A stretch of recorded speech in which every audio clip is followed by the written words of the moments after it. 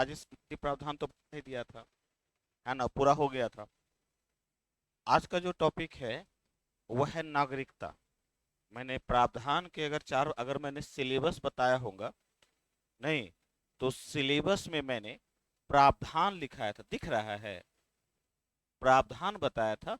और प्रावधान में मैंने एक तो राज्य संबंधी प्रावधान बताया था, दूसरा नागरिकता संबंधी बताया था, तीसरा म- मौलिक अधिकार, और चौथा डीपीएसपी, नीति निर्देशक तत्व। क्लियर। और एक ध्यान रखिएगा कि पीटी में यहाँ से अगर 10 क्वेश्चंस अगर पूछा जा रहा है एग्जाम में, अप्रोक्सीमेटली पॉलिटी का 10 क्वेश्चन यदि पूछा जा रहा है, तो 2 से 3 क्वेश्चंस आपको इन्हीं प्रावधानों में से मिलेगा। 2 से 3 क्वेश्चन जो मिलेगा वो इन्हीं के बीच से मिलेगा, इसलिए बड़ा इंपॉर्टेंट है। और यदि अगर मैं मेंस की बात करूं, अगर आप आगे देखते हैं और मेंस की बात हम करें, तो मेंस में आपको फंडामेंटल राइट से ज्यादातर चांस है कि फंडामेंटल राइट से और डीपीएसपी से एक क्वेश्चन मिलने का। इस बार भी जो क्वेश्चन पूछा गया था वह यहां से पूछा गया था, डीपीएसपी से पूछा गया था। इसलिए ये जो टॉपिक है ना, प्रावधान, या जो हमने सिलेबस को जो टुकड़ों में बांटा है ताकि समझने में आसानी हो, उसमें से ये तीनों चारों टॉपिक बड़ा इंपॉर्टेंट है। अच्छा, अभी आप लोगों ने एक न्यूज सुना होगा, कल ही का न्यूज है, कि एक ट्विटर पर अक्षय कुमार ने एक है जो पिक्चर अपलोड की और कह रहा है कि देखिए जी, अब मैं भारत का नागरिक हो गया। कल ही की बात है ना, कि देखिए जी, अब भारत का मैं नागरिक हो गया। तो क्या पहले भारत का नागरिक नहीं था? नहीं था। तो ये प्रश्न उठता है कि आपका जन्म तो भारत में हुआ है, का जन्म तो भारत में हुआ है। आप कहा जाता है कि उनका जन्म दिल्ली के चांदनी चौक से रिलेटेड है, वो दिल्ली से है। तो क्या आप भारतीय नहीं हैं क्या? इसलिए जब कभी भी प्रश्न भी उन पर उठा था कि आप वोट नहीं डालते हैं, नहीं, तो क्या रीजंस है कि उनको नागरिकता मिली? कुछ दिनों पहले आपने सुना होगा कि अदनान सामी को है जो नागरिकता भारत की मिली। अदनान सामी जो गायक हैं, नाम सुने होंगे अदनान सामी का, ठीक है, जो पाकिस्तान के गायक हैं, उनको है जो नागरिकता मिली।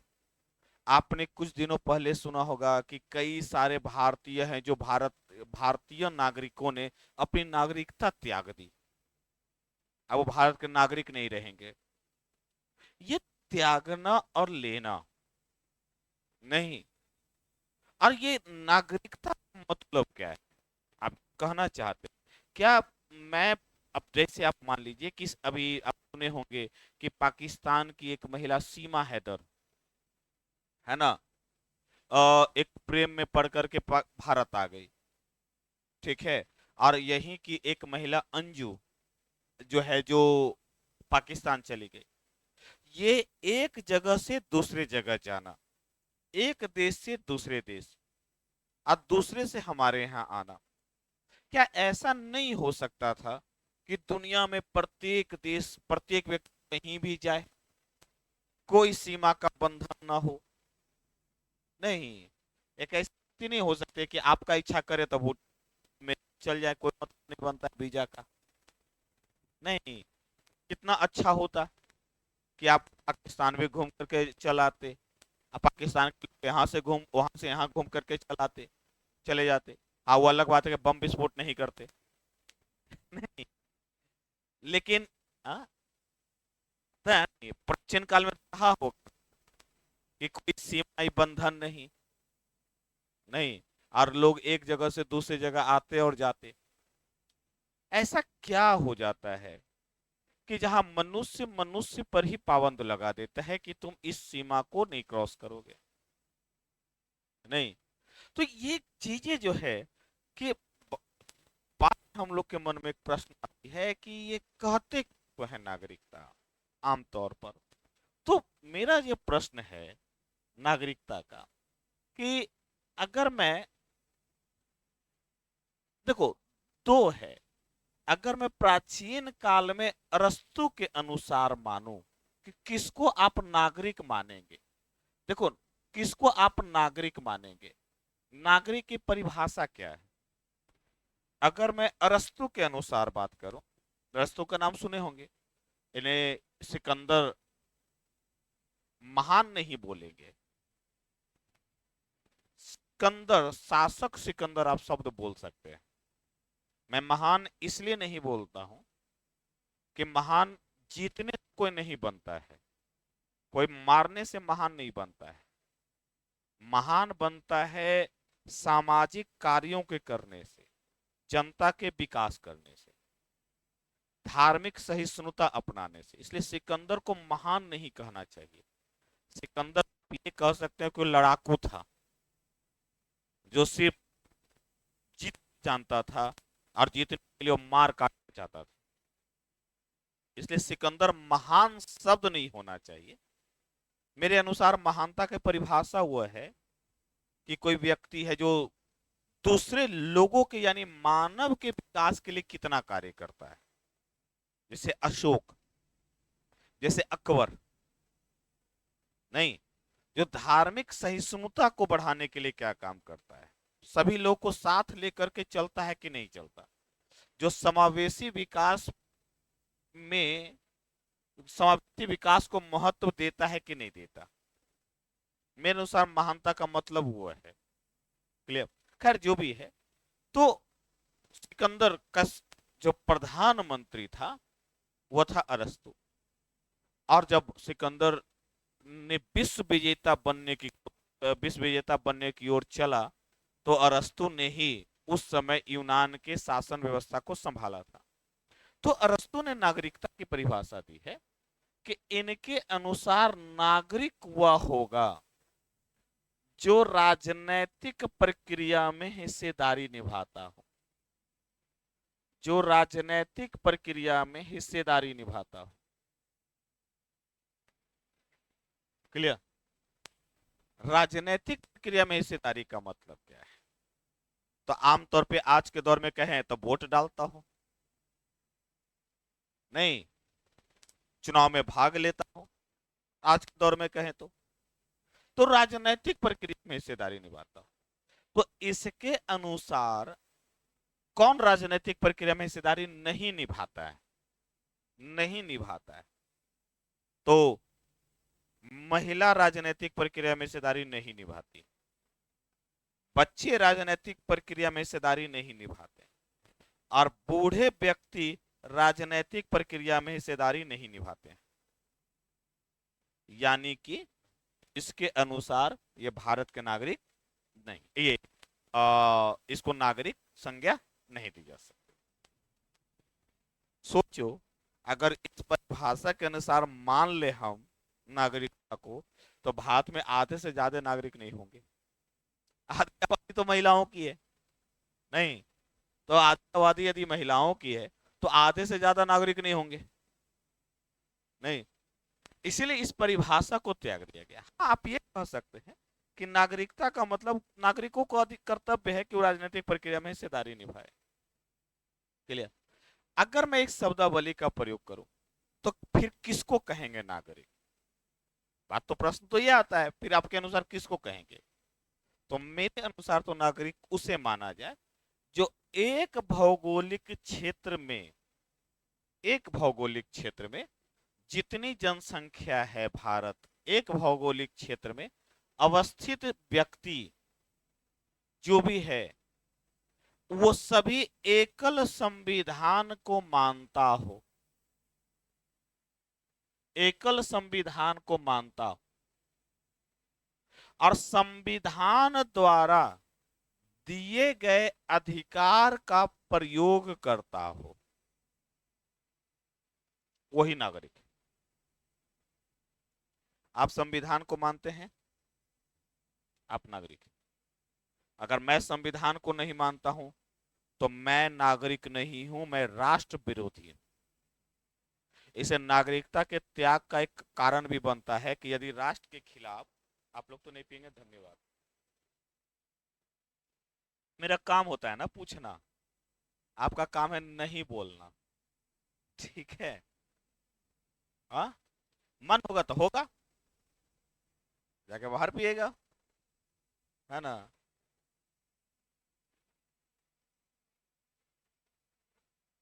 मुझे तो कभी लगता है कि जो व्यक्ति चाय नहीं पीता है वो मनुष्य योनि में पैदा फिर क्यों हुआ है? नहीं, मुझे कभी कभी शक लगता है। चाय जैसे हम लोग की आदत हो गई है, तो कभी लगता है अच्छा तुम चाय नहीं पीते हो तो तुम बेकार ही मनुष्य में पैदा हो गए, ठीक है? खैर जो भी हो, चाय हम पर चर्चा बाद में कर लेंगे, ठीक है? तो जो एक भौगोलिक क्षेत्र में अवस्थित हो और जो दिए गए अधिकार का प्रयोग करता हो, मेरे अनुसार नागरिक उसको माना जाना चाहिए, और परिभाषा भी वही है। अगर आप एक्चुअली इसकी परिभाषा देखी जाए तो कुछ है नहीं नागरिकता का। इसीलिए परिभाषा का मतलब यह है कि जो कम से कम शब्दों में सारी बातें कर, तो जो एकल जो संविधान में विश्वास करता हो और संविधान द्वारा दिए गए अधिकारों का प्रयोग करता हो। जैसे आप राजनीतिक हिस्सेदारी निभाते हैं तो आप वोट देते हैं, देते हैं ना? आपको आपको बोलने का अधिकार है ना, आपको फंडामेंटल राइट्स है ना? अब देखो, इन्हीं नागरिकों को, अच्छा अब नागरिक को दो भागों में बांट दो। एक भाग बांटो भारतीय नागरिक और एक भाग बांटो विदेशी नागरिक। अच्छा, भारतीय नागरिक को अनुच्छेद 19 का अधिकार है। अनुच्छेद 19 के तहत, मैं भारत के बात कर रहा हूं, अनुच्छेद 19 के तहत वो कहीं भी आ जा सकता है, व्यापार कर सकता है, अभिव्यक्ति की आजादी का प्रयोग कर सकता है, संघ बना सकता है, नहीं सभा कर सकता है, तो कई प्रकार के अधिकारों का प्रयोग कर सकता है, विदेशी नहीं कर सकता। भारतीय संविधान सिर्फ नागरिकों, भारतीय नागरिकों को अधिकार देता है कि वो अधिकार का प्रयोग करेगा। अनुच्छेद 15 का प्रयोग कर सकता है, विदेशी नागरिकों को कहीं भी अधिकार नहीं, उसको आरक्षण नहीं मिलेगा, आरक्षण नहीं मिलेगा, या आरक्षण इसी को मिलेगा। अनुच्छेद 16 का प्रयोग कर सकता है, क्यों? क्योंकि वो सभी को समता का अधिकार, अवसर की समता, यानी रोजगार का अधिकार, समान रोजगार का अधिकार विदेशियों को नहीं मिलेगा, भारतीयों को मिलेगा। इसे देखते हैं फॉर्म भरते समय, आप भरते ना, are you citizens of India? नहीं, क्या आप भारत के नागरिक हैं? तो आप क्या कहते हैं, टिक लगाते हैं ना? हाँ, तो नेपाल या भूटान, क्या आप वहां, बहुत सारे लोग यहाँ पढ़ते भी हैं, नेपाल या भूटानी, क्लियर? तब विदेश तो वहां वीजा नहीं लगता है, कुछ राष्ट्रों के साथ वीजा नहीं लगता है, वो तो मैंने क्या कहा, तब भारत और भूटान के साथ एक्स्ट्रा है कि यहाँ तो संबंधी इतना, और दोनों की सुरक्षा की जिम्मेवारी भारत के पास है, और भूटान का विशेष करके, क्लियर? अब तो ये सारा अधिकार, यानी उन 15, 16 और 19, इसके अतिरिक्त अनुच्छेद 29 और 30 भी सिर्फ भारतीयों को प्राप्त है, बाकी कोई नहीं कर सकता।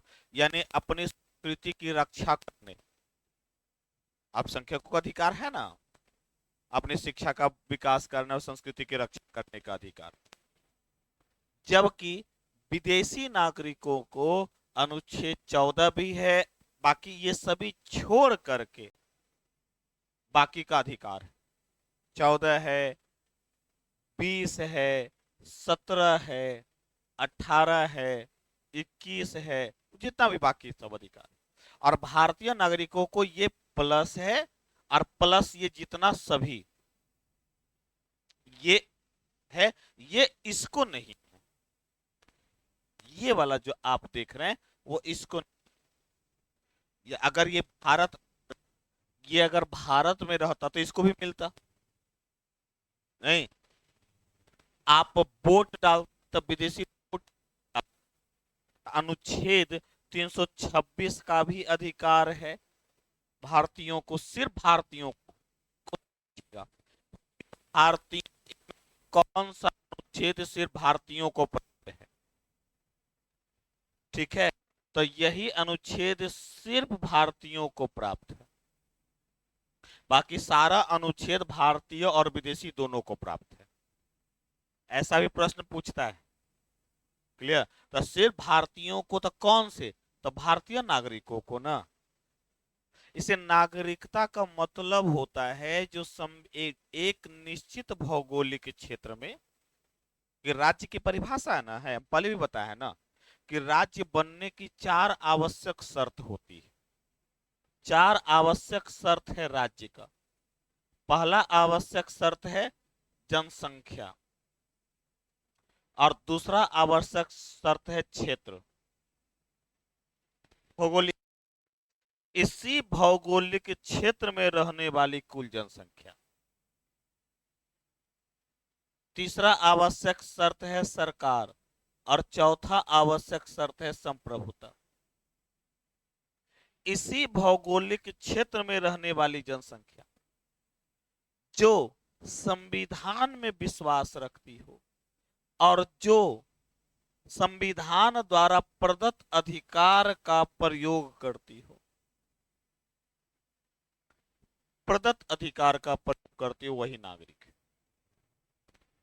अर्थात इसके अनुसार बूढ़े भी नागरिक हो जाएंगे, बच्चे भी नागरिक हो जाएंगे, महिलाएं भी नागरिक हो जाएगी।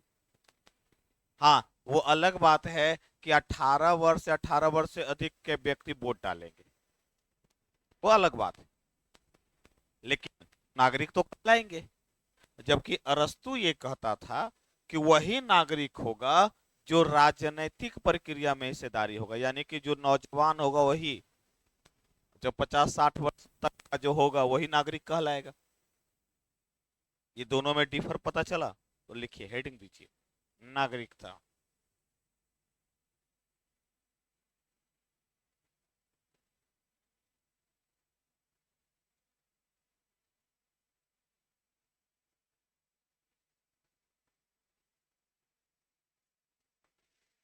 अरस्तु के अनुसार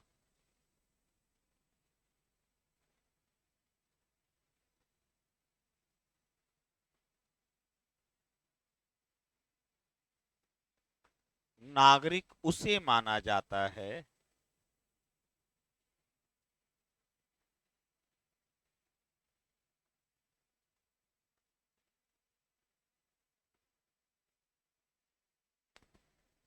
जो राजनैतिक प्रक्रिया में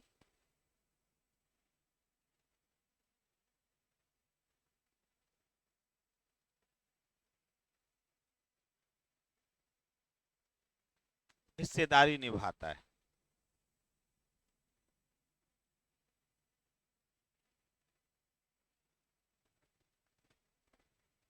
उसके अनुसार महिला, बच्चे,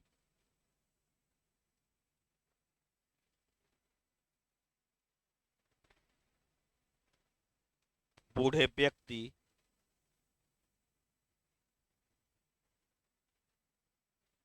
नागरिक नहीं माने जाएंगे।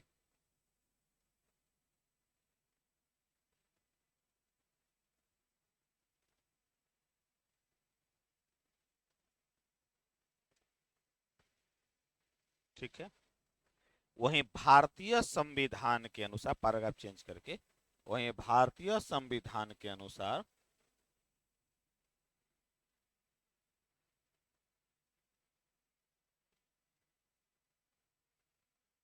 एक भौगोलिक क्षेत्र में अवस्थित जनसंख्या, एक भौगोलिक क्षेत्र में अवस्थित जनसंख्या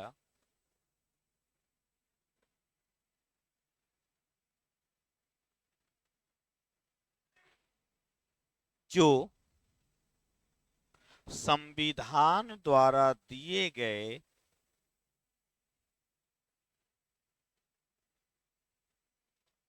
अधिकारों का प्रयोग करती है,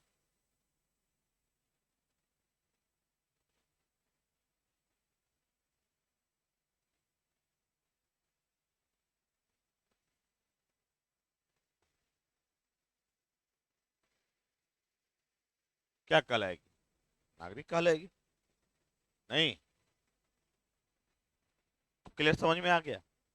अब निश्चित है, अच्छा नागरिक तो आप बोल देते, तो इसके अनुसार तो सब ना नागरिक होगा, यानी कि जो यहाँ जन्म लिया वो भी नागरिक होगा।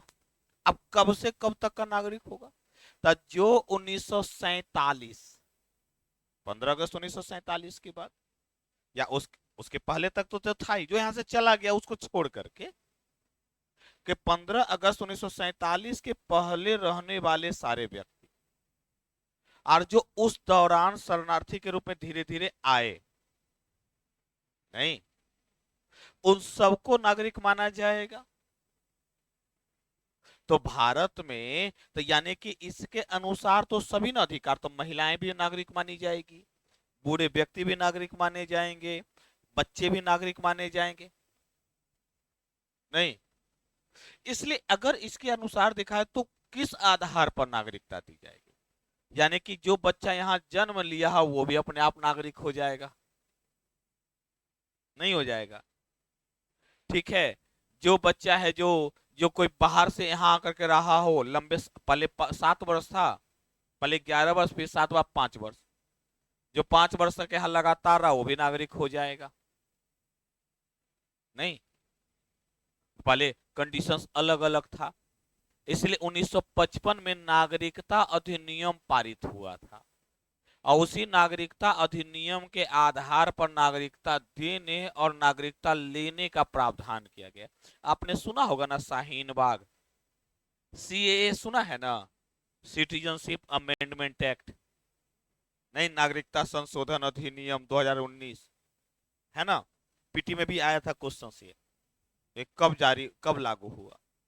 ठीक है, तो नागरिकता संशोधन अधिनियम 2019 वही 1955 वाले में संशोधन था। क्लियर? तो पहली बात तो यह आता है कि नागरिकता होती कितने प्रकार है। पहले संविधान में कहां उल्लेख है? इसका उल्लेख संविधान के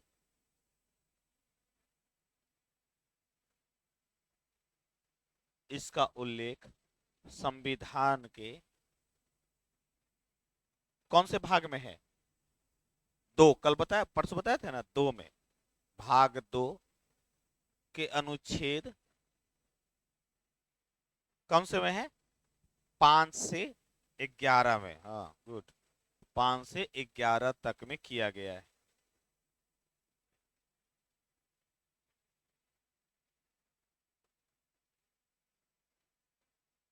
क्लियर? अब बात आते हैं, ये तो हो गया कि नागरिकता का उल्लेख कहाँ है और नागरिकता कहते किसको है। अब मेरा दूसरा, कितने प्रकार की नागरिकता होती है? आमतौर पे 2 प्रकार की नागरिकता होती है, लेकिन अगर आप एनसीईआरटी को पढ़िएगा तो 3 प्रकार की नागरिकता दिखेगी। एक्चुअली होना तो चाहिए 3 प्रकार, अगर आदर्श रूप में देखा जाए तो व्यवस्था तो 3। मैंने अभी कुछ देर पहले क्या कहा, कितना अच्छा होता कि आप किसी दूसरे देश में घूम करके चले आते। नहीं, कोई बोलने वाला नहीं। जैसे आप कभी जब शादी हो जाएगी तो हनीमून मनाने कहाँ जाइएगा? तो ज्यादातर का क्या कहता है? स्विट्जरलैंड। नहीं, आप एक बार स्विट्जरलैंड जाइए और यूरोप के सारे देशों में घूम करके चले आइए बिना वीजा के। आप आपने टिकट लिया सिर्फ स्विट्जरलैंड का, वीजा पासपोर्ट बनाया हुआ था, आपने वीजा लिया स्विट्जरलैंड का, और स्विट्जरलैंड के साथ आप फ्रांस भी हो लिए, आप इटली भी हो लिए, आप जर्मनी भी हो लिए, कोई बोलने वाला नहीं है। यानी एक वीजा से पूरा यूरोप घूम करके आ गए। ऐसी व्यवस्था अगर पूरे वर्ल्ड में हो जाती तो एक वीजा बनाते, किसी एशिया में एक वीजा बना लेते, आप पूरे एशिया में घूम करके चलाते। नहीं होता है ऐसा। या फिर आप यूरोप में बनाते, यूरोप, आप जैसे यूरोप में जा सकते हैं, अफ्रीका वीजा अफ्रीकी महादेश का बना लेते, वहां घूम करके जाते। ये आदर्श रूप दिखता है, काश ऐसा होता तो शरणार्थी समस्या खत्म हो जाती, तो दुनिया लोग ना कोई मार काट नहीं मच, चलो यहाँ दिक्कत होती तो दूसरी जगह चले जाए। कितनी बेहतर व्यवस्था होती कि मानव मानव का संरक्षण करता। एक बात है, जहां अच्छी बात हो तो सब रहता। नहीं, ये भी होता कि हमको वहां ज्यादा सुविधा मिल रहा है तो हम वहीं जाके रहने लगे, तो एक की जनसंख्या बढ़ गया, दूसरे की जनसंख्या एकदम नहीं रहेगी। नहीं, लेकिन अगर ये व्यवस्था होती, एक बार के आदर्श रूप में मान करके देखिए, तो कितना बेहतर होता कि सीरिया में या इराक में या ईरान में या अन्य देशों में जो नागरिक हैं, जो नाइजीरिया में या अफ्रीकी महादेशों में जो गरीब हैं, बहुत जिसको खाना भी नहीं मिल पा रहा, जो आतंकवाद से पीड़ित हैं, वह दूसरे देशों में जाते, वहां जहां उनको सुरक्षा मिलती, वहां व्यापार करते, रोजगार करते, अपने परिवार का जीवन संचालित करते। नहीं, कोई बोलने वाला नहीं होता। फिर वो वापस आते, क्योंकि मूल स्थान नहीं छोड़ा जा सकता। क्लियर? तो ये समस्या का समाधान ही हो जाता। इसलिए मैं कह रहा हूं, तीन प्रकार की नागरिकता होनी चाहिए। एक प्रकार तो है एकल नागरिकता, दूसरा प्रकार है आपका दोहरी नागरिकता, और तीसरा प्रकार है वैश्विक नागरिकता। एकल नागरिकता का मतलब होता है जो सिर्फ केंद्र द्वारा दिया जाता हो। दोहरी नागरिकता का मतलब है कि केंद्र और राज्य दोनों द्वारा दिया जाता हो। जैसे भारत में एकल नागरिकता है, क्लियर, और अमेरिका में दोहरी नागरिकता है। ये है नहीं, इसे मैंने कहा आदर्श रूप में आप इसको मान लीजिए। यूएनओ कहता है, मानवाधिकार आयोग कहता है, human rights commission, UNHRC, United nation human rights commission का कहना है, और शरणार्थी का भी कहना, शरणार्थी आयोग का भी, कि क्यों नहीं वैश्विक स्तर पर हम है जो वैश्विक नागरिकता जैसी अवधारणा का विकास करें। इसका मतलब क्या है? मैंने भी कुछ देर पहले कहा कि एक शब्दावली है शरणार्थी। आपने नाम सुना होगा। मैं इसको बताने से पहले थोड़ा मैं पीछे चल रहा हूं, कुछ शब्द बता रहा हूं। शरणार्थी और पलायन, पलायन का नाम सुने हो? हिंदी में इसको माइग्रेशन कहते हैं। पलायन होता क्यों?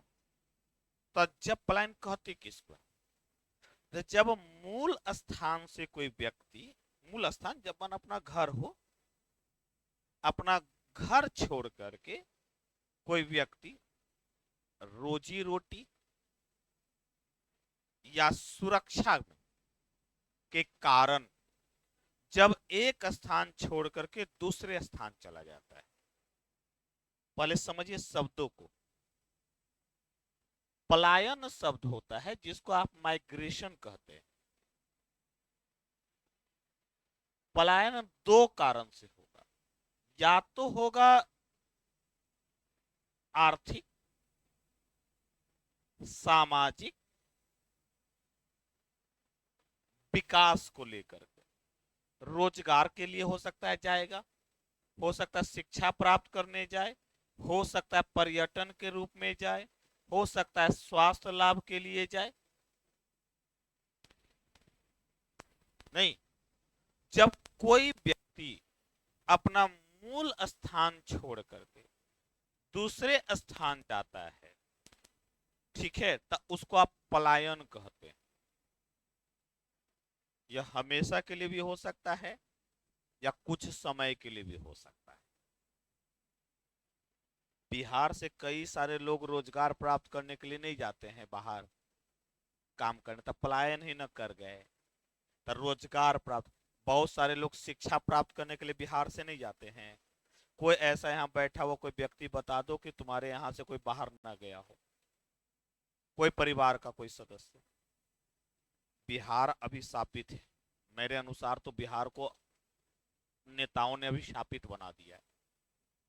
नहीं, कि सोचिए कि आपने पूरा जीवन जवानी यहीं बिताया, पढ़ा यहीं, सब कुछ यही किया, और रोजगार करने के लिए चल गए बाहर। कितना दुख लगेगा। अगर अपने परिवार के बीच में रहते तो ज्यादा ना डेवलपमेंट होता, दैन कि दूसरे जगह जा करके रहने पर, जिसको आप जानते भी नहीं है, उसको नहीं जानते हैं ना, दूर दूर तक रिश्ता नाता नहीं है, वहां की संस्कृति अलग है। इसीलिए क्योंकि यहाँ रोजगार नहीं है, तो रोजगार प्राप्त करने, शिक्षा प्राप्त करने, कभी हो सकता है घूमने के लिए या स्वास्थ्य लाभ के लिए या कोई अन्य कारण से, जब मूल स्थान छोड़ करके दूसरे स्थान पर जाता है, दूसरे स्थान पर जाता है, तो उसको पलायन कर, इस तरीके का जो पलायन करेगा ना, उसको कहेंगे प्रवासी। इस तरीके का जो पलायन करेगा ना, जिस कारण से, उसको कहते हैं प्रवासी। जैसे प्रवासी दिवस मनाते हैं आप, नहीं 9 जनवरी को, है ना, तो उसको कहते हैं प्रवासी। तो जैसे एनआरआई, ओसीआई कार्ड धारक, ये प्रवासी कहता है। जैसे इसमें एनआरआई आ गया, ठीक है, या कोई ओसीआई आ गया। एनआरआई का मतलब होता है जो कम से कम 365 दिन में, यानी एक साल में 160 से 170 दिन वो बाहर रहा, कम से कम, ठीक है, तो उसको एनआरआई कहते हैं। वो वापस, वो भारतीय है, वो वोट देने आ सकता है। जैसे यूक्रेन में कई लोग पढ़ने चले गए, तो बहुत सारे स्टूडेंट जाते हैं ना, ठीक है, तो आप उसको क्या कहते हैं, एनआरआई, जो बाहर जाकर के शिक्षा प्राप्त कर रहा हो, जाकर के घूमने हो सकता है गया हो सकता है बीमार पड़ गया तो वहां गया हो सकता है रोजगार करने गया हो, अब कहते हैं ना उसको एनआरआई। और एक होता है कि हमारे पूर्वज विदेश चले गए, गिरमिटिया मजदूर, अंग्रेजों के दौर में चला गया था बहुत सारे गिरमिटिया मजदूर, हमारे पूर्वज विदेश चले गए, और वही पूर्वज जो रहा हो भारतीय, और आज भी भारतीय संस्कृति से जुड़ा हुआ हो, ठीक है, तो उसको कहेंगे overseas citizens of Indians, OCI. ये सभी रोजगार करने, शिक्षा सीख गया है, यानी कि अपने मानव का, यानी अपना विकास करने के लिए गया है। प्रवासी यह हमेशा सकारात्मक होता है, यह अपना विकास करने के लिए जाता है, विकास करने के लिए जा गया। क्लियर, वहां जाएंगे तो रोजगार करेंगे। ये दो प्रकार का होता है प्रवासी, एक आंतरिक होता है, एक बाहरी होता है। आंतरिक का मतलब होता है देश के अंदर, एक राज्य से दूसरे राज्य, या जिला से जिला में। नहीं कहते हैं पटना में था तो भैया कहाँ के हो, हम पश्चिमी चंपारण के हैं, तुम्हारे गांव का मिल गया तब, पटना में ही। तो एक जिला से दूसरे जिला में, वो भी एक प्रवासी, या एक राज्य से दूसरे राज्य में गया, तो किस लिए जाता है, नहीं रोजगार करने, शिक्षा प्राप्त, आप भी जस्ट लाइक एज प्रवासी, ये एक जिला से दूसरे जिला में आए हो, तुम्हारा मूल स्थान कहाँ है, जहाँ के तुम ऑलरेडी बासिंदे हो, जहां से तुम आए हो सकता वो भी ना हो, उससे भी एक दूसरे गांव में हो, ये भी हो सकता है ना मूल स्थान, तो नहीं, तो ये प्रवासी जो आंतरिक होता है। कोरोना में ये बदल गया नियम, कोरोना में बहुत सारे रोजगार बंद हो गए, तो रोजगार बंद होने के कारण, अब रोजगार बंद हो गया तब क्या करना है, भूखे पेट तो भोजन नहीं होगा, रहा नहीं जाएगा, किराया कैसे देंगे, खाना कहां से खाएंगे।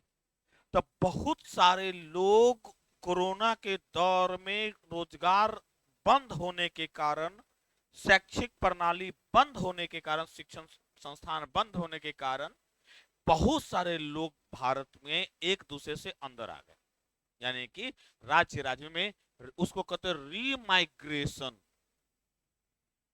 रीमाइग्रेशन इसका उल्टा होता है। देखो, ये तो रोजगार करने जा रहा है ना, तो ये सकारात्मक ना होगा। आज रोजगार बंद हो गया, तब गांव से, शहर से गांव की तरफ आएंगे। ये जब भी होगा ना पलायन, तो ये होगा गांव से शहर की ओर। मैं नागरिकता बढ़ाने से पहले की कहानी बता रहा हूं पूरा।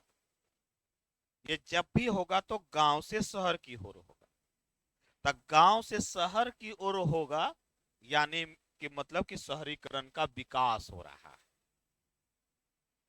रोजगार हो रहा है, नहीं विकास हो रहा है, उद्योग लग रहे हैं। तभी ना, उद्योग तो हमेशा शहरों में ना लगेंगे जी, गांव में थोड़े ना उद्योग लगेंगे। गांव में तो कृषि होती है, गांव की तो परिभाषा वही ना है। नहीं, इसलिए यहां पर होगा। तो यह जब भी पलायन होगा ना, तो उसको कहेंगे सकारात्मक पलायन। इससे दिक्कत नहीं, एक जिला से दूसरे जिला, गांव से शहर में आ गया। नहीं, हो सकता है नालंदा से, नालंदा के गांव से हो सकता है पटना में आ गया, शहर में आके कमाने लगा हो। नहीं, तो गांव से शहर में, क्योंकि रोजगार जितना पटना में उतना गांव में नहीं ना है। बहुत सारे लोग हवा हवाई चलाने के लिए गांव से यहाँ चले आते हैं, ऑटो चलाने के लिए चले आते हैं। उसको लगता है कि यहाँ पर सवारी ज्यादा मिलेगी। नहीं, तो इस तरीके के पलायन को सकारात्मक पलायन बोलते हैं। ये बहुत ज्यादा इम्पैक्ट नहीं डालता है, ये एक बेहतर प्रक्रिया है। लेकिन यही जब शहर से गांव की ओर हो, उल्टा हो, अर्थात गांव और शहर से हो, और शहर से गांव की ओर हो, तो इस पलायन को बोलेंगे, ये होगा सकारात्मक, और ये होगा नकारात्मक। अब ये मत समझ लेना कि गर्मी के दिन में छुट्टी मनाने जा रहे हैं गांव में। ये नहीं होगा। ये गर्मी के दिन में छुट्टी मनाने तो पलायन थोड़े ना मानेंगे। नहीं, जब ये हो जाए तब इसको छोड़ करके, बहुत कम है इसका। क्लियर? जब रोजगार बंद हो जाए, शिक्षण संस्थान बंद हो जाए, तो शहर से गांव की तरफ पलायन होगा। क्लियर? इसको कहते हैं रीमाइग्रेशन। माइग्रेशन है ना, इसका उल्टा कर दीजिए, पुनः पलायन। यह हमेशा इसका मतलब है वित्तीय संकट आ गया है। इसका मतलब है कि रोजगार बंद हो गए, उद्योग धंधे सब बंद हो गए। और क्योंकि गांव में तो कृषि होती है, इसे जितना भी शहर से लोग आएंगे ना, तब गांव पर प्रभाव पड़ेगा, ज्यादा भार बढ़ जाएगा। ये अंग्रेजों के दौर में भी हुआ था, और ये 2020 में भी हुआ, लेकिन जल्दी सुधर गया, फिर लोग जल्दी ही जाने लगे। इस प्रक्रिया को कहेंगे नकारात्मक पलायन। तब पलायन जब भी होगा ना, तो आर्थिक सामाजिक, जिसको प्रवासी बोलेंगे, वह इसीलिए देखते one nation one ration card चला था, प्रवासियों को भोजन देने के लिए। तो एनआरआई अगर विदेश का होगा तो एनआरआई, और क्लियर हो गया। दूसरा है, इसी का है दूसरा, शरणार्थी। पहले वाले को क्या बोलेंगे, आप दूसरे वाले को क्या बोलेंगे, शरणार्थी। हाँ, शरणार्थी, दूसरे वाले को शरणार्थी। यह क्यों जाएगा, तो जब इसके जीवन पर सुरक्षा संकट हो, सुरक्षा कारण से एक जगह से दूसरे जगह जाएगा, रोजगार करने नहीं जा रहा। जब उसके जीवन पर संकट आ जाए, तब अपना मूल स्थान छोड़ करके दूसरी जगह चला जाएगा। जैसे 1947 में बहुत सारे लोग यहां से पाकिस्तान चले गए, तो शरणार्थी कहलाए। और वहां से बहुत सारे लोग यहाँ आ गए, तो यहाँ शरणार्थी कहलाए। अफगानिस्तान देखोगे, अभी 2021 में अफगानिस्तान से सब अमेरिकन जब चला गया था, तो बहुत सारे लोग हवाई जहाज में लटक करके जा रहे थे। देखो, चक्का में लटक गया था। नहीं, वो क्या है कि उसको लग रहा था कि अगर हम यहाँ रहेंगे तो हमको तालिबानी मार देगा। तो अपनी जान बचाने के लिए भागा। बहुत सारे लोग हैं जो सीरिया से या अफ्रीकन देशों से या मिस्र से, बहुत सारे लोग हैं जो दूसरे क्षेत्र में चले जाते हैं जान बचाने के लिए। ठीक है। एक बच्चा था मिस्र में ही, उस बच्चे का मेरे ख्याल से एक 1.5 साल का बच्चा होगा वो। उसका नाम मुझे याद नहीं आ रहा। उस बच्चे की डेड बॉडी मिली थी मिस्र के तट पर। एक 1.5 साल का बच्चा, वह चोरी छुपे कहीं, उस बहुत सारे लोग ये समुद्र पार करके दूसरे जगह जा रहा था चोरी छुपे। क्या हुआ होगा कि नाव पलट गई होगी, और नाव पलटने से व्यक्ति नहीं बचा, वही बह करके वो बच्चा तट पर आ गया था। पूरी दुनिया देख करके शॉक्ड हो गई। पुनः चर्चा में आया, क्या इस तरीके का प्लान, क्योंकि जान बचा करके भाग रहा होगा, कि जब भी चोरी छुपे जाएगा तो जान बचा करके जाएगा, इसके लिए आप वीजा ले सकते हैं। नहीं, लेकिन इसके लिए क्या, इसके लिए चोरी छुपे ही जाया जाता है। यह बच्चे और जो है, यह इतनी बड़ी संकट है वर्ल्ड में कि करीब करीब 3 करोड़ से ज्यादा लोग शरणार्थी के रूप में,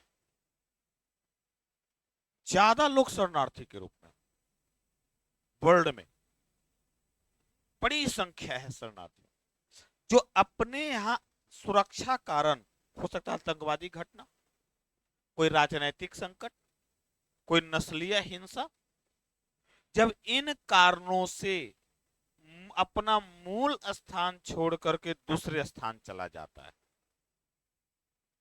उसको शरणार्थी बोलेंगे। सुरक्षा कारण आज जो भी पलायन करेगा वह नागरिक नहीं माना जाएगा, यानी कि पलायित लोगों को नागरिक नहीं माना जाएगा। यही कारण है कि आप बाहर एनआरआई वहां गया हो, या जो बाहर से वहां गया हो भारत से, या भारत में कोई लोग आया हो, या शरणार्थी के रूप में कोई लोग आ गया हो, उसको न वोटिंग का अधिकार होता है, न कोई फंडामेंटल राइट्स होता है, कोई अधिकार नहीं होता। न वो यहाँ वोट डाल सकता है और न वहां वो बोल सकता है। वह सिर्फ और सिर्फ उन्हीं लोगों को मिलेगा जो यहाँ है, यानी यहाँ के मूल बासिंदे। इसलिए मैंने कहा ना कि नागरिकता का मतलब यही होगा बंधु, जो उस क्षेत्र में रहता हो, नहीं, वही नागरिक माना जाएगा। इसलिए हमेशा ध्यान में रखा, पलायन बड़ा इंपॉर्टेंट चीज है, और कई बार मेंस में तो कई बार क्वेश्चन पलायन से पूछे गए, पीटी में कई बार क्वेश्चन जो आपको है यहां से पूछा गया है। क्लियर? तो ध्यान रखिएगा टॉपिक को, आगे लिखिए, पहले लिखिए, अब उसको समझने से पहले, प्रकार लिखने से पहले लिखिए अब पलायन।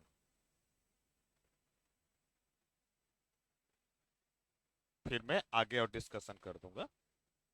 पलायन,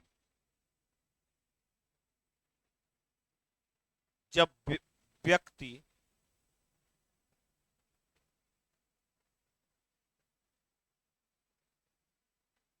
रोजगार प्राप्त करने,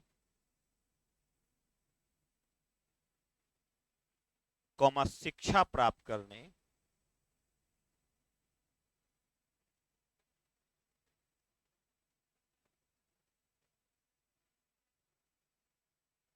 रोजगार प्राप्त करने, कॉमा शिक्षा प्राप्त करने, कॉमा स्वास्थ्य लाभ प्राप्त करने, कॉमा स्वास्थ्य लाभ प्राप्त करने,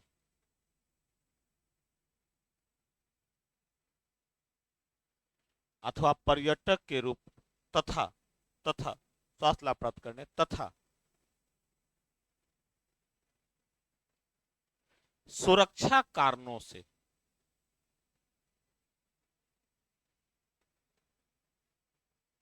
सुरक्षा कारणों से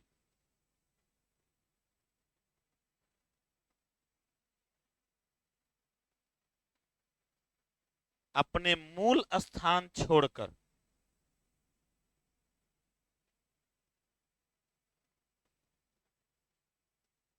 दूसरे स्थान जाता हूं।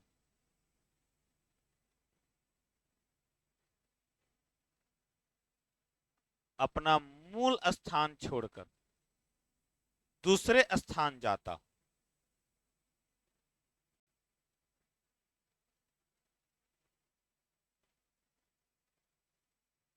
उस घटना को पलायन कहा जाता है।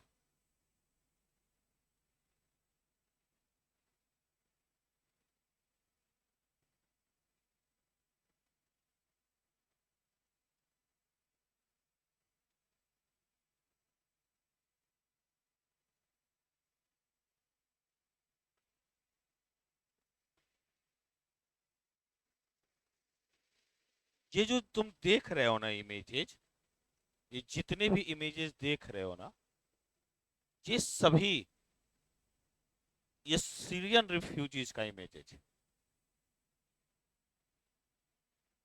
टेंट लगा दिया है ताकि जो लोग आए हैं उनको रहने का स्थान मिल सके। सोचो कितना दर्दनाक होता होगा कि अपने मूल स्थान को भी डर लगता होगा कि अगर मैं नहीं भागूंगा तो मेरा क्या होगा। नहीं, ऐसे कई सारे हैं ऐसे इमेजेज जो इस संकट को दिखाता है। रिफ्यूजी संकट, आपने रोहिंग्या का नाम सुना होगा कि बहुत सारे लोग म्यांमार में संकट होने के कारण, म्यांमार में जो संकट क्रिएट हुआ था और उसके कारण बहुत सारे रोहिंग्या से पलट करके बांग्लादेश और कोई बहुत सारे भारत में आ गए। ये एक तरीके का ये है कि भारत को अधिक दे देना चाहिए, ले लेना चाहिए, उसको गोद ले लेना चाहिए। क्या क्या भारत जैसे देश, क्या ये भारत की समस्या क्रिएट नहीं कर, ये एक अलग प्रॉब्लम, क्या होना चाहिए क्या नहीं होना चाहिए। लेकिन मानवीय पहलू तो ये कहता है कहीं भी शरणार्थी उसको या तो बातचीत से तुरंत दूर किया जाए, देश है उसको सुरक्षा, आगे चर्चा करूंगा कि कितना। इसलिए मैंने कहा ना कि आप जो नागरिकता जो पढ़ रहे हैं, सिर्फ आप ये नहीं पढ़िएगा कि 5 से लेकर के 11 तक में उल्लेख कर दिया, आपके समक्ष भी रहेगा। ठीक है, और ये आप देखेंगे, आप नागरिकता आप प्रभावित हैं। मैंने कुछ देर पहले क्या कहा, ऐसा कोई व्यक्ति बता दे जो उसके परिवार से कोई व्यक्ति यहां से नहीं गया हो बाहर। मुझे लगता है कि पूरे बिहार में ऐसा कोई नहीं मिलेगा, एक आध परसेंट छोड़ करके, जो पूरे बिहार से कहीं ना कहीं पलायन किया हो। क्यों? ये पलायन अलग है, यहां सुरक्षा कारणों से पलायन नहीं हो रहा। बिहार से जो पलायन हो रहा है वह पलायन, मैं उस लड़के का एक इमेज था, कोई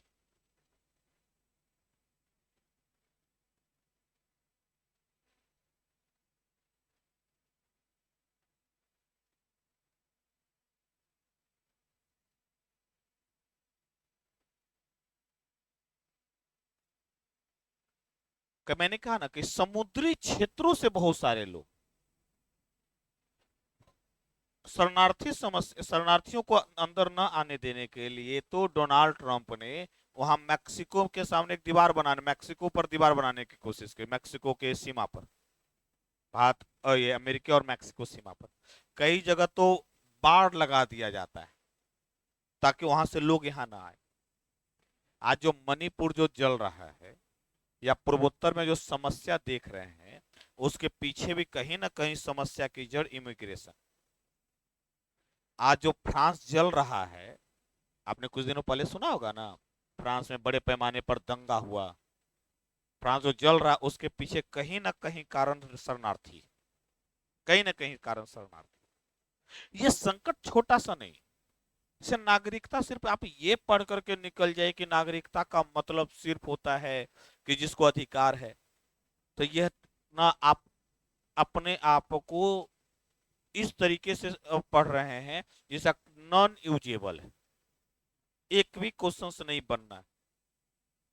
आप पीसीएस के लिए अधिकारी ना तैयार हो रहे हैं, उसके लिए आपको व्यापक और गहराई से अध्ययन करने की जरूरत होती है। क्लियर? ऐसे कई चीजें, इसीलिए कई बार पलायन को लेकर के एक चर्चा होती है कि नागरिकता के संबंध में क्या होना चाहिए। तो लिखिए, हो गया ना पलायन का मतलब। जो दोनों कारण मैंने लिखवाया है, एक सकारात्मक कारण भी लिखवाया है और एक सुरक्षा कारण भी लिखवाया है। सुरक्षा कारण, इस आधार पर इस आधार पर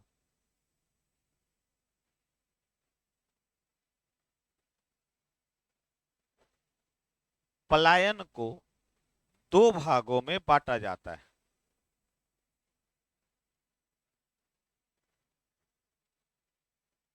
जब देखिए, मैं इसी सब की बात कर रहा था, इन सब घटनाओं की। हम ही सब में से कोई एक होगा, नहीं, इन सब घटनाओं की जो बात कर रहा था कि किस तरीके से वर्ल्ड लेवल पर आप देख ले, हम लोग तो बहुत सुरक्षित है बंधु। हम लोग तो, आप कहिए कि हम लोग जन्नत में रह रहे हैं, रियलिटी बताते हैं इन सब के मुकाबले। कि आप सोचिए कि एक एक बच्चे, एक एक के लिए जीवन अपना बचाने के लिए किस तरीके से व्यक्ति जो है, या सीरियन रिफ्यूजीज क्राइसिस, जो सीरियन से भाग रहे हैं, सीरिया से। क्लियर? एक एक बच्चे या एक एक व्यक्ति अपने जीवन को बचाने के लिए भाग रहा है। और यह घटना वर्ल्ड में है भाई। मैं सिर्फ भारत की बात नहीं कर रहा, वर्ल्ड की मैं बात बता रहा हूं। और सबसे ज्यादा असर छोटे बच्चों पर होता है। दो पर सबसे ज्यादा असर होता है, एक छोटा बच्चा, एक महिला। इस कारण ये होता है, छोटे बच्चों की तस्करी होने लग जाती है। और महिलाएं जो है वो खास करके वेश्यावृत्ति में घुस जाती है, अपने आप को बचाने, अपने जीवन का संचालन करने। तो बड़े पैमाने पर ऑर्गन्स जो तस्कर है, बड़े पैमाने पर सक्रिय हो जाते हैं, इन सबका लाभ उठा लेता है। क्लियर? इसीलिए मैंने कहा ना कुछ देर पहले, क्यों नहीं इस तरीके की व्यवस्था हो जाए जो वर्ल्ड में जो वर्ल्ड में वैश्विक नागरिकता जैसी अवधारणा को स्थापित कर सके। ये देखिए, मैं इसी बच्चे की बात कर रहा था कुछ देर पहले। मैंने कहा था ना कि तट पर एक डेड बॉडी मिला था। अब इसको देख करके ना अपने आप अजीब सा फील होने लग जाता है कि क्या है। अब ये कितना साल का बच्चा होगा, 1 से 1.5 साल। इस तरीके की स्थिति वर्ल्ड में है। क्लियर? से नागरिकता का जो टॉपिक है ना, वो बड़ा पेचीदा है। इसीलिए आप हाँ, इसको रिफ्यूजी बोलते हैं, शरणार्थी को। रिफ्यूजी लॉ अलग बना है वो यूएनओ के माध्यम से, कि कितना प्रतिशत वो हम आगे बताएंगे। क्लियर? तो यहां पर एक चीज समझने की जरूरत है कि पलायन का मतलब मैं दो बातें कह रहा हूं। पहला, मैंने कहा ना कि नागरिकता अलग टॉपिक है और पलायन एक अलग टॉपिक। पलायन समझ लीजिए, नागरिकता अपने आप समझ में आ जाएगी। क्लियर? अब यहां पर पहला तो बात हो गया कि दो भागों में बांटा गया। तो पहले भाग को कहेंगे प्रवासी। प्रवासी,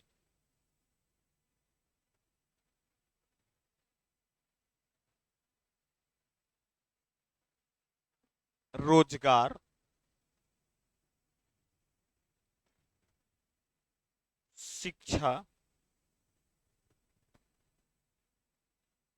स्वास्थ्य लाभ लेने के लिए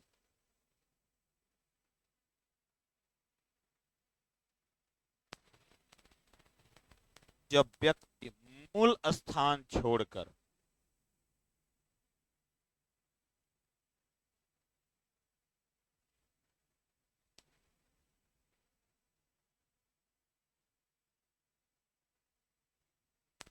दूसरे स्थान जाता हो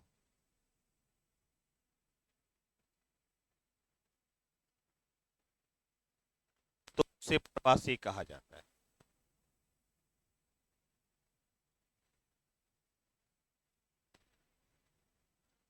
या आंतरिक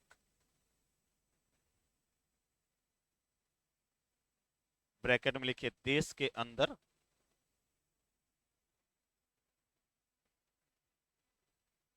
अथवा बाहरी, दोनों हो सकता है।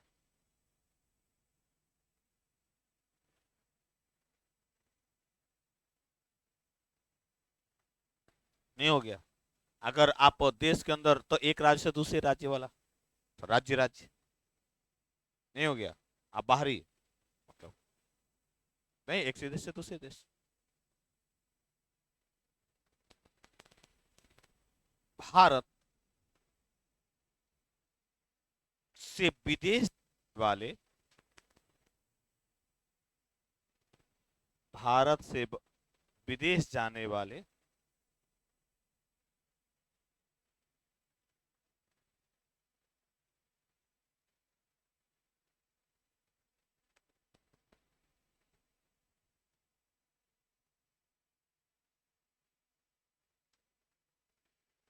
अथवा विदेश में स्थित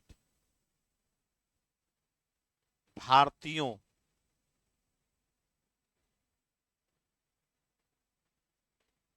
को एनआरआई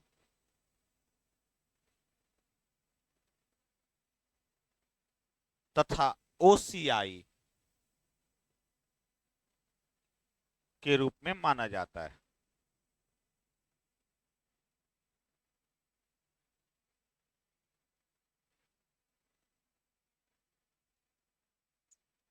अच्छा, एनआरओसीआई को भारतीय नागरिक मान सकते कि नहीं मान सकते, ये दोनों कहते किसको हैं?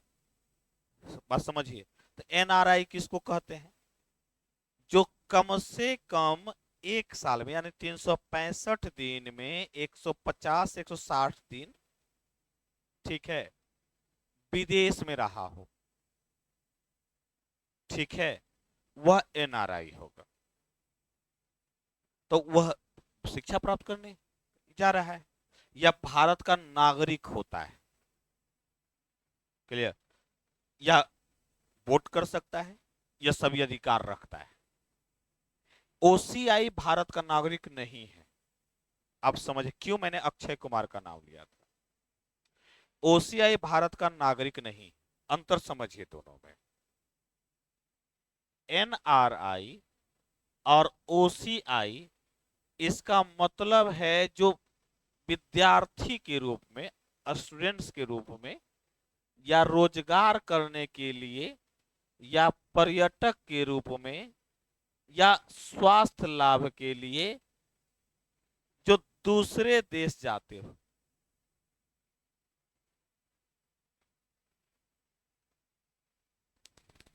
क्लियर? कम से कम 365 दिन में से 150 से 160 दिन वह विदेश में रहा।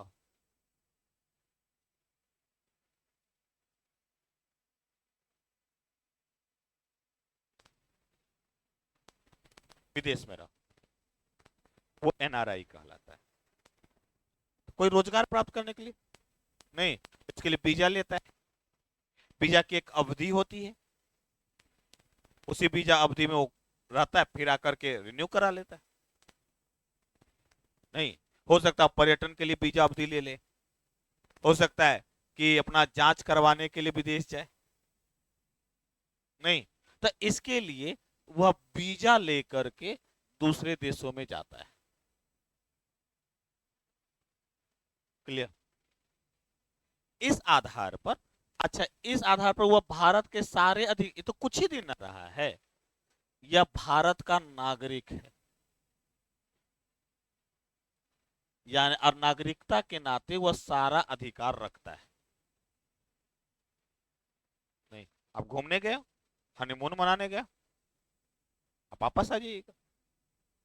यूक्रेन गए हो पढ़ने के लिए, चाइना गए हो पढ़ने के लिए, वापस आ जाइएगा। चाहे आप उसके लिए वीजा लेना पड़ेगा। नहीं, इस प्रकार में अब जैसे आप चले गए तो आप क्या कहलाएंगे? एनआरआई। आप ओसीआई नहीं कहलाएंगे, एनआरआई कहलाएंगे। ओसीआई उसको कहते हैं जिसके पूर्वज बाहर गए हों या विदेश में गए हों, विदेश गए हों और वहीं बस गए हों, वहीं बस गए। अब वहां जो बस गए ना, तो वहां पर उन्होंने अपनी मेहनत के दम पर राजपाट बना लिया। नहीं, अब वहीं के अधिकारता ले ली। अब वही, लेकिन आज भी वह भारत से जुड़ाव महसूस करते हैं, भारतीय संस्कृति से जुड़ाव महसूस करते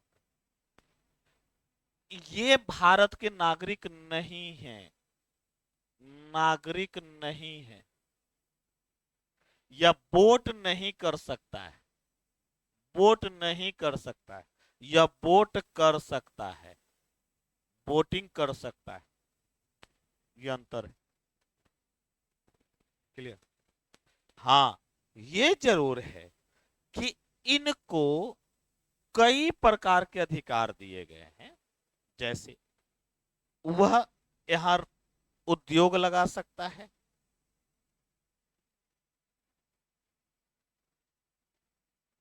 बार बार वीजा लेने की जरूरत नहीं पड़ेगी, वह यहाँ रह सकता है, यहाँ रह सकता है। नहीं, कोई कार्य कर सकता है, परंतु वोटिंग नहीं कर सकता। यही कारण था कि अक्षय कुमार यहाँ सब कुछ कर रहा था, टैक्स भी दे रहा था, सब काम, वोटिंग नहीं कर सकता था। इसके पूर्वज वहां के थे। ठीक है। अब वह भारत का नागरिक बन गया, लंबे समय तक भारत में रहा, तब वह भारत का नागरिक बन गया, इसलिए वह वोटिंग कर सकता है। तो ओसीआई और एनआरआई में यही अंतर है। इसीलिए ओसीआई लोगों को ही जोड़ने के लिए 9 जनवरी से 9 जनवरी को प्रवासी दिवस मनाया जाता है। इसके लिए प्रवासी दिवस मनाया जाता है। ये प्रवासी ना है, नहीं होता प्रवासी पक्षी, सुनते होगे ना, आता है फिर चल जाता है। ठीक है। नहीं, एक गाना था, परदेसियों से अखियां मिलाना, नहीं, परदेसियों को है एक दिन जाना, था ना गाना। परदेसी ही है जो आता है और चला जाता, नहीं, उसी को प्रवासी बोलते हैं। नहीं, ऐसे कहते हैं, प्रवासियों से ना अखियां मिलाना। कितना अजीब सा लगता है गाना ना। नहीं, इसको लिखिए।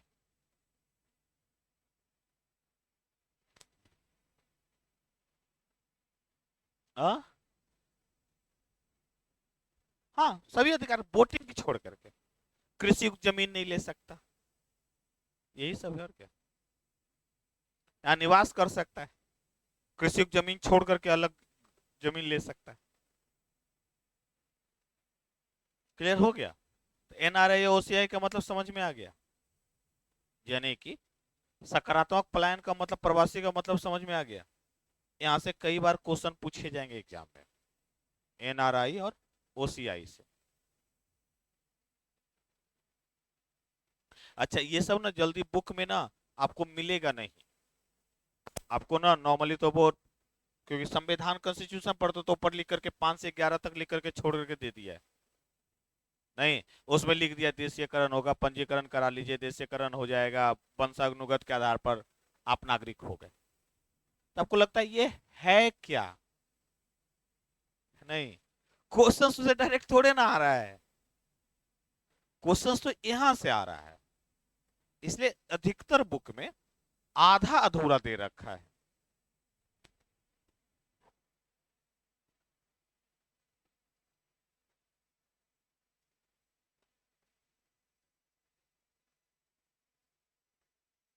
क्लियर?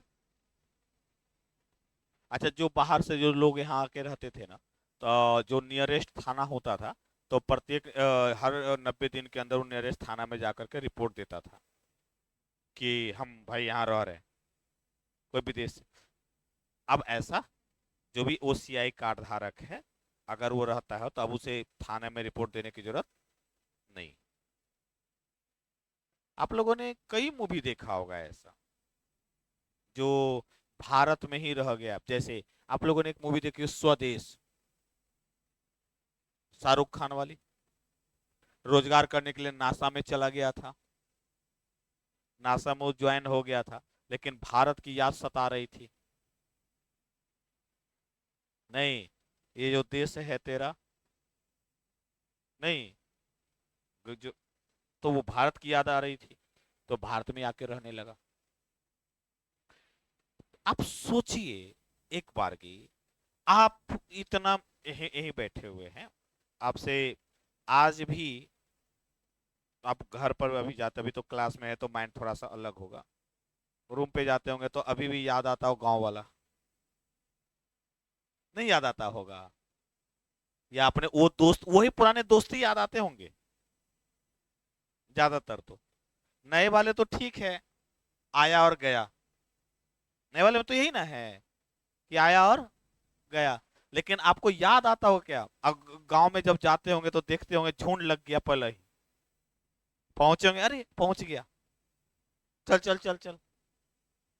नहीं, ये जो मूल, ये जो भावना है ना, लोगों का वो जो जुड़ाव है ना, इमोशन से है ना, वो अदर में नहीं मिलेगा। आप बाहरी लोगों में आपसे संपर्क करेगा, चलिए आप इसको नहीं जानते थे, इसको नहीं जानते थे, आप इससे संपर्क होगा, लेकिन बात उतने ही नॉर्मल तक होगी, उसका धीरे धीरे चलो ना चाय पीते हैं, बस चाहिए तक रह जाएगा। वहां पर तो चलना खाना खिला पहले। तो अब अच्छा, गाली दे करके बात ना करे तो फिर दोस्त कैसा? नहीं होता ऐसा। तुम लोग गाली नहीं देता है? नहीं देता है? अगर नहीं दे रहा है तो दोस्ती नहीं है। हाँ, बढ़िया वाला दोस्ती नहीं है। हाँ, हाँ, फोन उठाते ही पता चल जाता है, अच्छा। नहीं, अगर वो समझ लो कि गाली नहीं दे रहा है, तो भाई दाल में काला है, या तो वहां लड़की है वहां पर बैठी हुई। ऐसा होता है। या फिर वो तुमसे दूरी है अभी भी। ये दोस्त हो और गाली ना हो, नहीं, एक होता है दत कटवा यार, नहीं बोलते हैं उसको? खेलिए, लिखिए, हो गया ये। अब दूसरा लिखिए, ये तो हो गया। अब लिखिए शरणार्थी।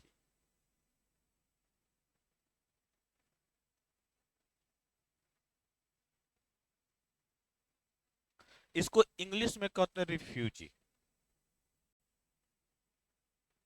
रिफ्यूजी,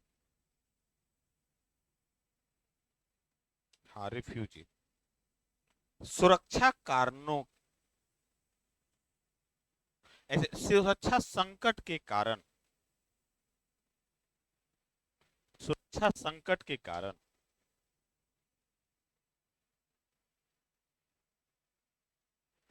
जब व्यक्ति मूल स्थान छोड़कर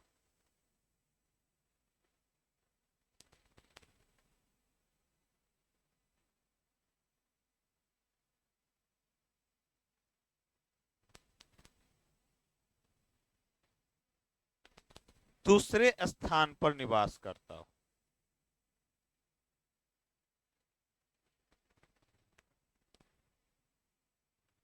दूसरे स्थान पर निवास करता हो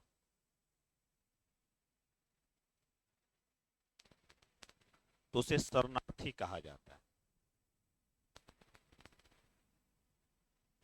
ये जब भी होगा ना तो सुरक्षा संकट के कारण होगा।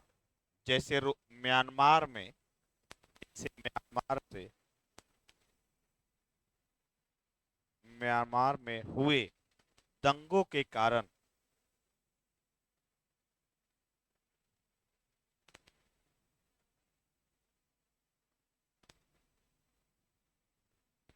रोहिंग्या शरणार्थियों का आना, रोहिंग्या शरणार्थियों का आना, दंगों के कारण रोहिंग्या शरणार्थियों का आना,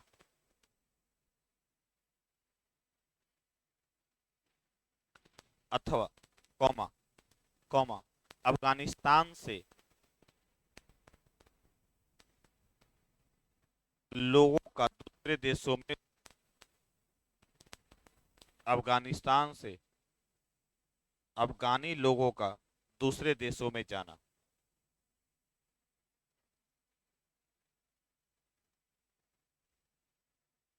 अब इसे कई कारण हो सकते हैं, मैं उस पर नहीं जाना चाहता। मैं सिर्फ इतना जा बता रहा हूं।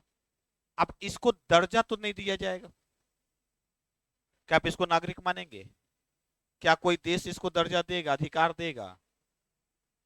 यही कारण है कि यह लोग भी अब कुछ चला गया। जैसे फ्रांस में मेन घटना यही कारण घटी कि फ्रांस में दिया गया, चले गए, लेकिन फ्रांस में बाद में अधिकारों की मांग करने लगे और फ्रांस में दंगा हो गया।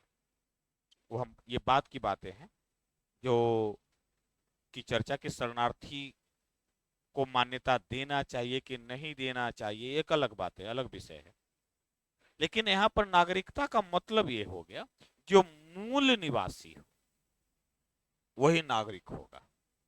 और वही तब मूल निवासी जो भारतीय हो भारत में, ये नागरिकता, नागरिक परिभाषा उसे जो एक भौगोलिक क्षेत्र में अवस्थित हो, कुल जनसंख्या जो संविधान का अधिकारों का प्रयोग करता हो।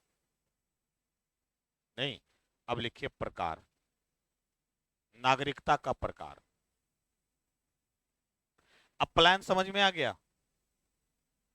हालांकि ये छोटा सा टॉपिक नहीं है, कम से कम अगर मैं प्लान अगर पढ़ोगे तो कम से कम 2 से 3 क्लास वाला टॉपिक है। लेकिन आपको उतना भी डिटेल्स नहीं पढ़ना, इसलिए हम उतना नहीं जाना चाह रहे। शरणार्थी ही कम से कम 2 क्लास वाला टॉपिक है, सिर्फ शरणार्थी। और एक बार मेंस में रोहिंग्या शरणार्थी से डायरेक्ट क्वेश्चन आया हुआ है।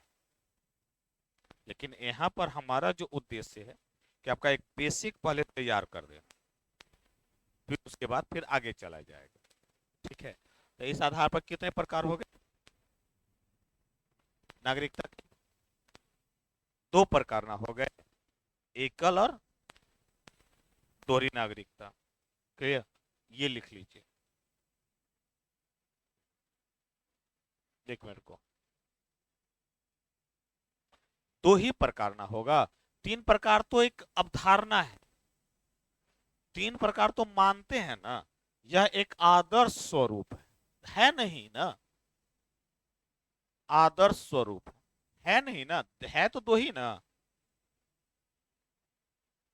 अगर तीसरा होता तो कोई दिक्कत ही नहीं होती।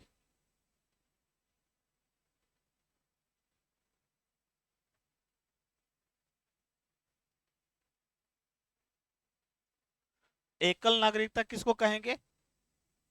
जो केंद्र सरकार द्वारा दिया जाता, जैसे भारत। और दोहरी नागरिकता किसको कहेंगे?